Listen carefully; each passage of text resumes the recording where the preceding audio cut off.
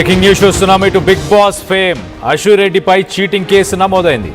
పెళ్లి పేరుతో 9.35 కోట్లు కాజేసిందని కేసు నమోదైంది. తన కొడుకుని నమ్మించి అశురెడ్డి అలాగే ఆమె ఫ్యామిలీ మెంబర్స్ అందరూ కలిసి ఒక మొత్తాన్ని వసూలు చేశారని ఫిర్యాదు చేశారు షేక్పేట్ వాసి సత్యనారాయణ.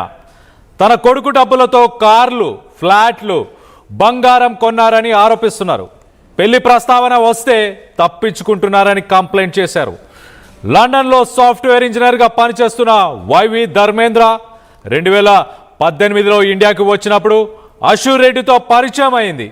అమెరికాలోకి చదువు పూర్తి చేసుకొని సినిమాల్లో అవకాశాల కోసం హైదరాబాద్కి వచ్చినట్లు ధర్మేంద్రతో అశురెడ్డి చెప్పింది. పరిచయమైన కొద్ది రోజుల్లోనే ప్రేమిస్తున్నానని, పెళ్లి చేసుకుందామని ఇటు ధర్మేంద్రను నమ్మించింది. అవసరాల పేరుతో డబ్బులు తీసుకొని దాని తర్వాత పెళ్లికి నో చెప్పడం, తప్పించుకొని తిరగడం మొదలుపెట్టింది.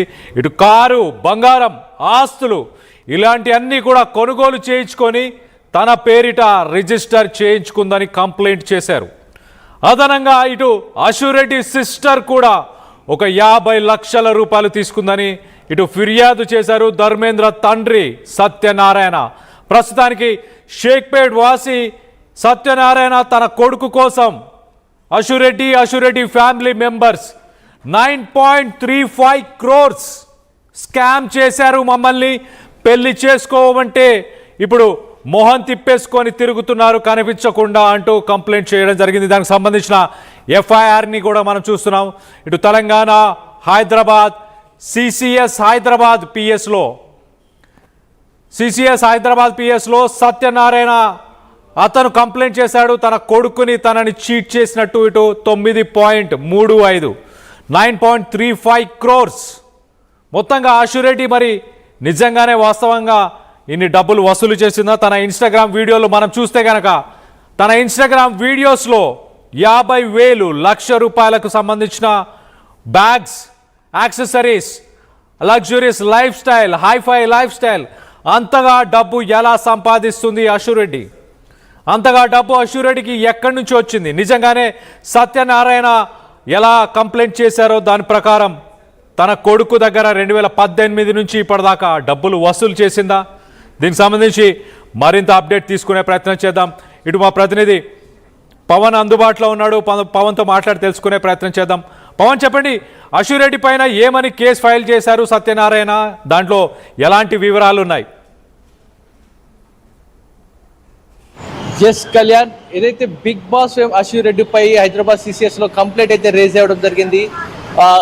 దేవేంద్ర ఏదైతే సత్యనారాయణ ఆయన ఒక వ్యక్తి వెళ్ళి సిసిఎస్ లో కంప్లైంట్ చేయడం జరిగింది. అశురెడ్డి అనే మహిళ తన కొడుకుని వివాహం చేసుకుంటానని చెప్పి సుమారుగా కొంతకాలంగా నమ్మించి సుమారుగా 9.35 కోట్లు 9.35 కోట్ల మేర నా కొడుకు దగ్గర నుంచి లాక్కోవడం జరిగింది. ఇటు పెళ్లి పేరిట షాపింగ్లు అంటూ, ఇటు బంగారం కొనుగోళ్లు, కొన్ని ప్లాట్ల రిజిస్ట్రేషన్, ఇలా పలుమార్లు ఎన్నో అంశాల మీద అన్నిటికీ చెప్పుకుంటూ కూడా 2018 నుంచి ఇప్పటి వరకు కొనసాగించుకుంటూ వచ్చింది. తీరా ఇంకెప్పుడు పెళ్లి చేసుకుంటామని అడగగా ఇప్పుడు ముఖం చాటేస్తూ తిరగడం జరుగుతూ ఉంది. దీనిపై సిసిఎస్ లో కేసు అయితే నమోదు చేయడం జరిగింది. ధర్మేంద్ర అనే యువకుడు ఏదైతే అబ్రాడ్ లో ఉంటూ అక్కడ ఇంజనీర్ గా పనిచేస్తూ ఇక్కడ హైదరాబాద్కి రావడం జరిగింది. ఇక్కడికి వచ్చిన తర్వాత అశురెడ్డితో పరిచయం ఏర్పడడం జరిగింది. అశురెడ్డితో పరిచయం ఏర్పడిన తర్వాత అశురెడ్డి తను వివాహం చేసుకుంటానని చెప్పిందంటూ కూడా కంప్లైంట్ లో మెన్షన్ చేయడం జరిగింది. ఈ నేపథ్యంలో వీరిద్దరు కలిసి కొంతకాలంగా ఈ టైం అయితే గడపడం జరిగింది. ఈ కాలంలోనే తన దగ్గర ఉన్న డబ్బు ఏదైతే ఉంటుందో, ఇంజనీర్ గా పనిచేశారు కాబట్టి తన దగ్గర నుంచి సుమారుగా ఎంత రాబట్టాలో అంత రాబట్టేట్టుగా ధర్మేంద్ర తండ్రి సత్యనారాయణ కంప్లైంట్ లో పేర్కొనడం జరిగింది. సుమారుగా అశురెడ్డి చెల్లి కూడా ఏకంగా 50 లక్షల మేర తన కొడుకు ధర్మేంద్ర దగ్గర నుంచి తీసుకోవడం జరిగిందంటూ కూడా చెప్పుకొచ్చారు. ఈ మేరకు సిసిఎస్ లో కంప్లైంట్ అయితే రేజ్ చేయడం జరిగింది. ఇప్పటికి కూడా అశురెడ్డి దీనిపై ఎలాంటి స్పందన లేదు, ఇంకా రియాక్షన్ అయితే ఇప్పటివరకు ఇవ్వకపోవడం ఇంకన్ని అనుమానాలు లేవెత్తా ఉన్నాయి. దీనిపై పలుమార్లు పోలీసులు విచారణకు పిలిచినా కూడా హాజరు కావట్లేదంటూ కూడా కొన్ని క్వశ్చన్స్ అయితే రేజ్ అవుతా ఉన్నాయి. దీనిపై సిసిఎస్ పోలీసులు కూడా చాలా సీరియస్ యాక్షన్ తీసుకుంటా ఉంటూ కూడా చెప్తా ఉన్నారు. ఏదైతే చీటింగ్ కేసు ఏదైతే ఉందో, పెళ్లి చేసుకుంటానో నమ్మించి సుమారుగా 9.35 కోట్లు రాబట్టిందంటూ కూడా పెద్ద ఎత్తున ఈ వార్త చర్చనీయాంశంగా మారింది.